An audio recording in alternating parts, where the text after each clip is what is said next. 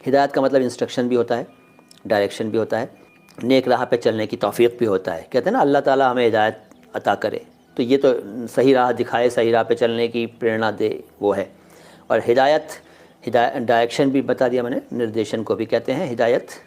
कृपया निगहबानी, पशेमानी और शय का मतलब बताइए। निगहबानी का मतलब संरक्षण, सरिता जी संरक्षण, और पशेमानी का मतलब पछतावा।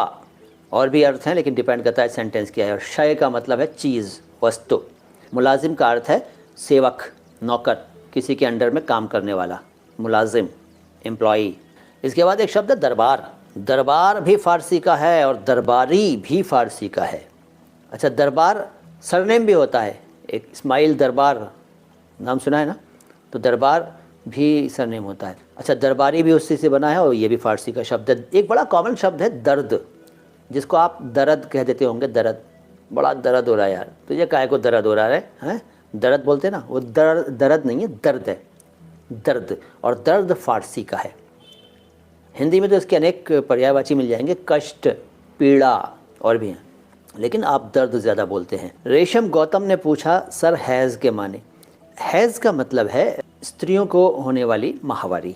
दर्जी, दर्जी होता है ना, टेलर जो कपड़े सिलते हैं जो सज्जन, उनको हम दर्जी कहते हैं। असली में दर्जी कह देते हैं लोग, दर्जी।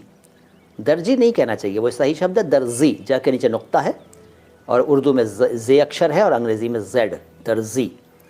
तो दर्जी शब्द फ़ारसी का है।